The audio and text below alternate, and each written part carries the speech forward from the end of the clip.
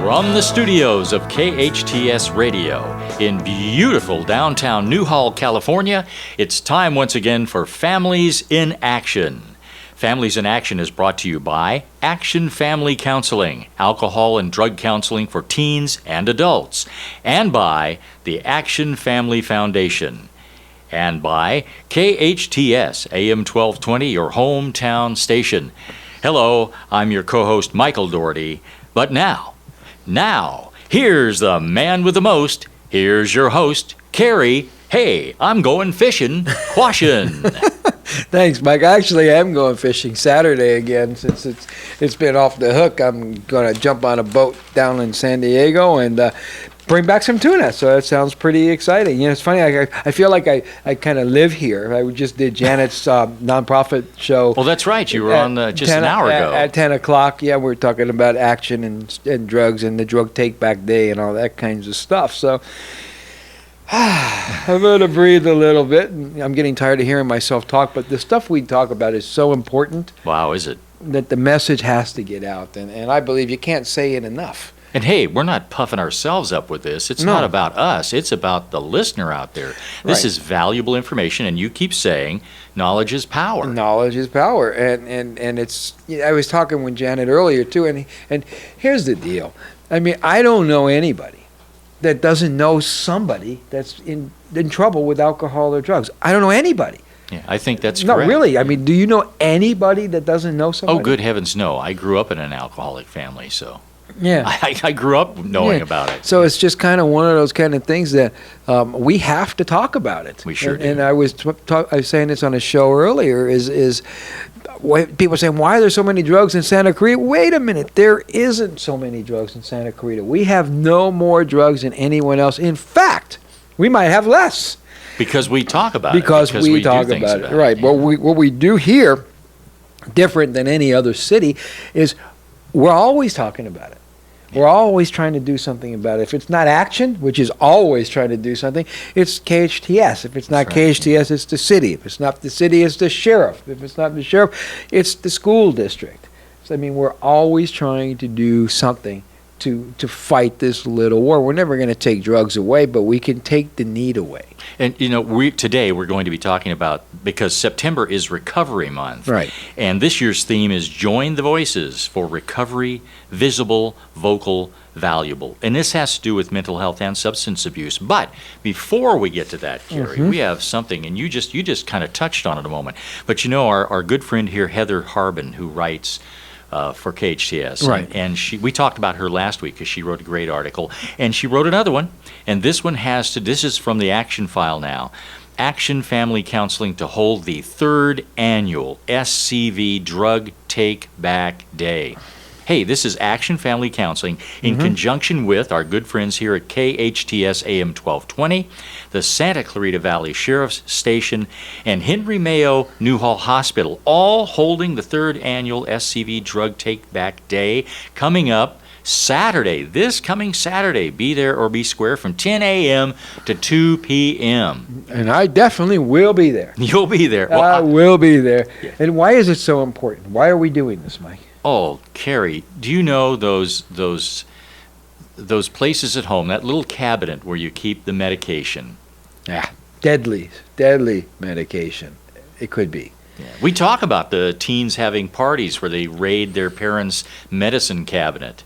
Well, you know, if you ask any of the kids, where do you get your prescription drugs? For the ones who are taking prescription drugs, they all will say the same thing: medicine cabinets. Either their parents, their friends, someone's medicine cabinet. You know what's crazy is and I said this earlier, when we have children and they're babies, we don't worry much. Of course, we tuck them in and we worry about feeding them and changing diapers and, you know, all that wonderful stuff that comes with babies. But as they get older and they start crawling, what do? We baby-proof our homes. Yeah. We put child care locks on cabinets so they can't get into stuff that's deadly or dangerous. We make sure that sharps and stuffs are away. We even make sure corners are protected. We have those little plugs we put in the electrical outlets so they can't stick their finger in there. Exactly. So as our children get older, we need to safe-proof our house for them. And we were talking about in some assembly deal that I was doing, and one of the parents said, well, I don't really need to do that because my kid's great. I said, yeah, your kid is. But what about their friends? You never quite know what's going on. So the safest thing to do is we get medications. We go to the doctor. We have a headache. They give you Vicodin. You know, your tooth. They give you something, right? You take 2 or 3 of them and you put them in your medicine cabinet, and you forget about them in case of a crisis. I was at a friend's house this weekend, right? And I was telling her about this, and she said, "Oh my, I have pills." She went in her medicine cabinet. They're almost 4 years old. Prescription pills. And she don't pay attention. There's no kids at her house, but she still, hey, I want to get rid of them responsibly. That's so right. She gave them to me. Most people don't know what to do with them. Right. So what do I do? Do they throw them away or do they flush them, which is bad? That's why people have them sitting in their medicine cabinets, or they flush them, or they put them in a trash can. Now, flushing medication down the toilet, is that good? I don't think the fishies like that. No, I mean, we don't want to get the fish sick. We don't want to get the ecosystem bad. We don't want the dolphins to get, Exactly. or whatever that. So we have to be responsible in the way we do it. Why don't we throw prescription bottles away? Because drug addicts can find them. They go dumpster diving. Yeah, they really do. I mean, they were going dumpster diving in some of the elderly homes. And even if the pills aren't in the bottles, the name was on them. Yeah. So they somehow would be able to figure out a way to refill them. We're having a crisis now when it comes to real estate.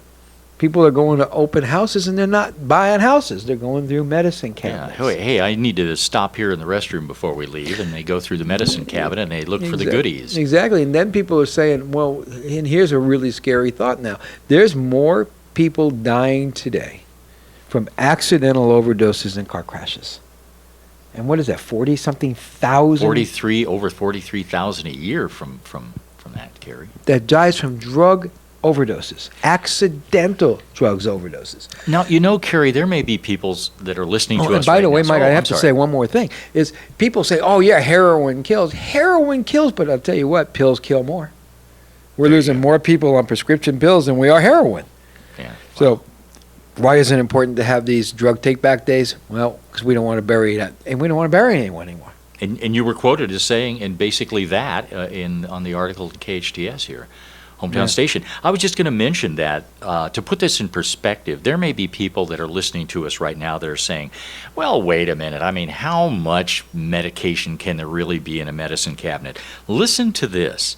Nationwide, during this drug take-back from 2010 to 2014, obviously it doesn't count this year, get ready to hang on to your hat, 4,823,251 pounds, which translates to 2,411 tons of drugs.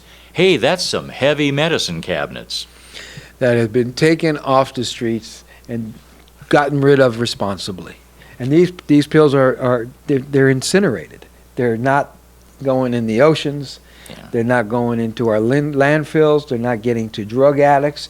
They're getting destroyed. It's the Drug Enforcement Administration, the DEA. They're picking them up and making sure they're all disposed of correctly. Let's give them that date once again. We're talking about this Saturday. Mark that on your calendars. You have plenty of time to get ready. This Saturday, September 26th, from 10 a.m. to 2 p.m. And what you're going to do is you're going to drop them off at Henry Mayo Newhall Hospital, and that's located at 23845 McBean Parkway, right here in Valencia. And there'll be banners and signs, and you won't even have to get out of your car. No, that's cool, isn't it? Yeah, you just drive up. One of us will come over, grab what you got, and put them in a dumpster. And wait a minute, do they have to explain themselves? No.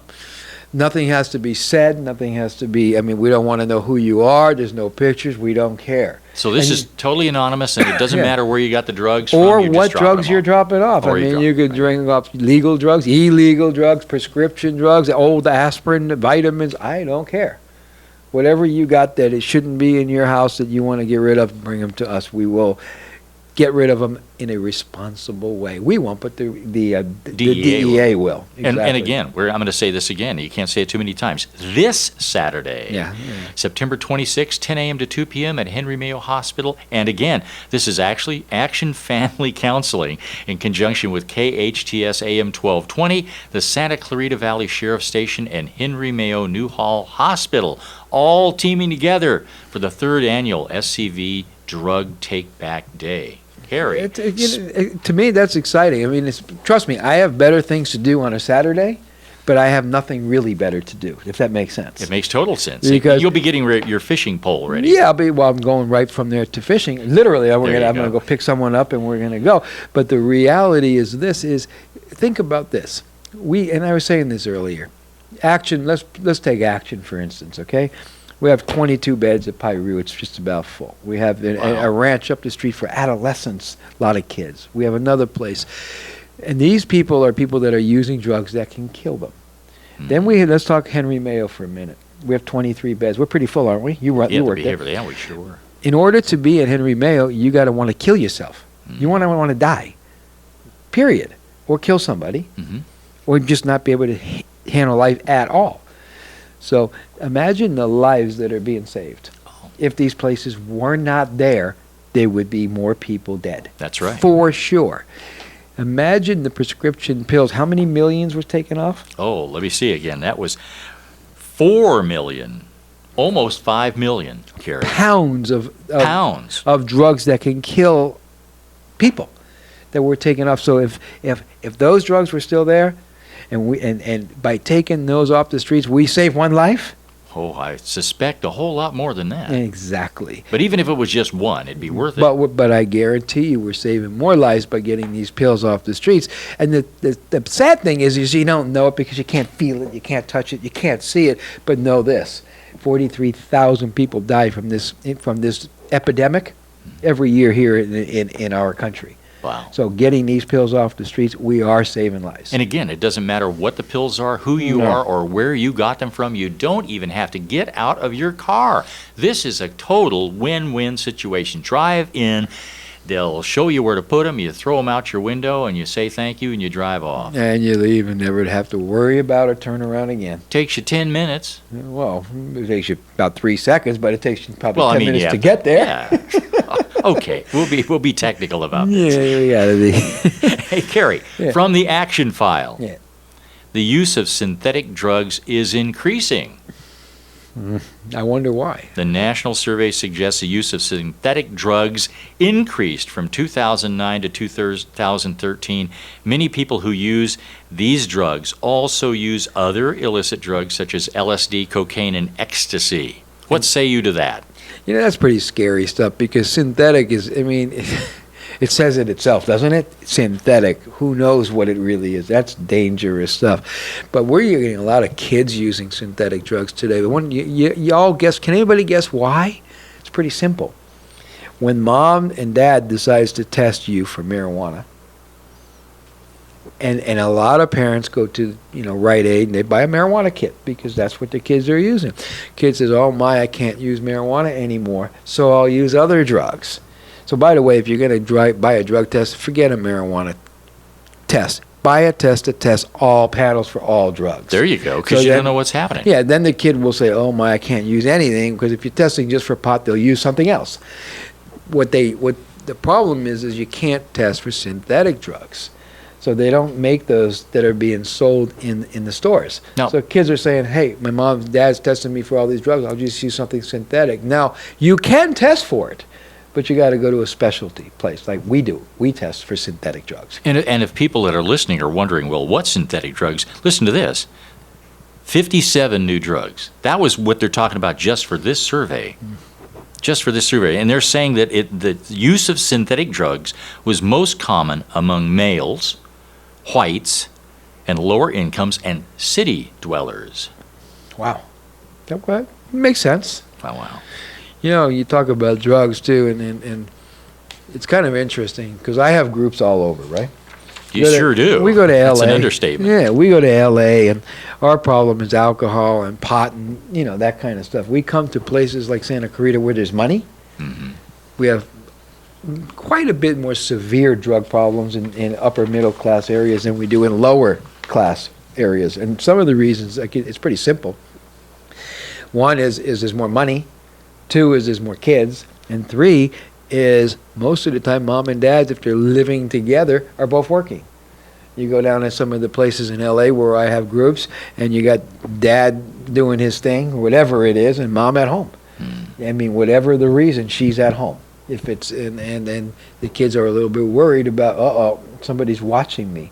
Here in upper middle class places, I mean, the average parent spends between 2 and 10 minutes with their kids. They're not even home.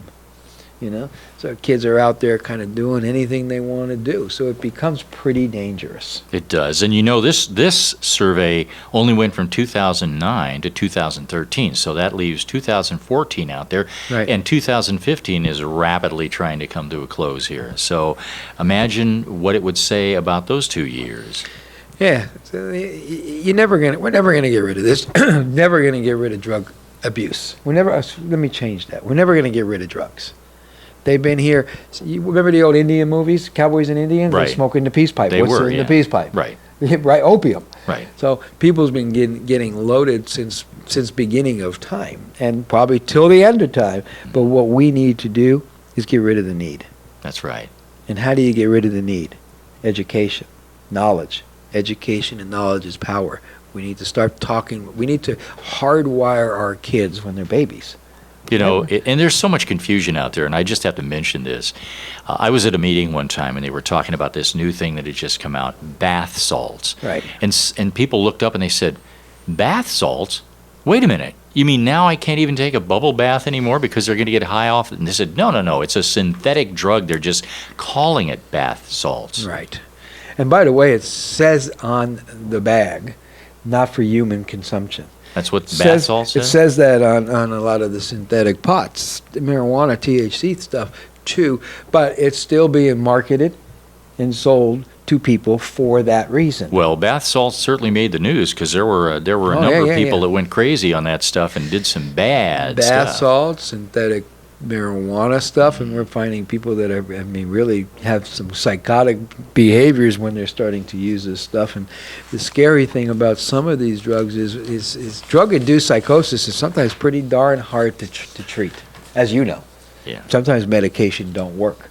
So I always believe that we have one body. When we start messing with our body, if we short circuit something just one time too much, that's it. And that's one of the big problems with teens whose brains are not yet developed, and Right. they're making the decision to do drugs, and what they don't realize is they may be short-circuiting their brain permanently. Permanently. I mean, I'll tell you a quick story. I mean, we had two brothers in Simi Valley, both brothers, LSD.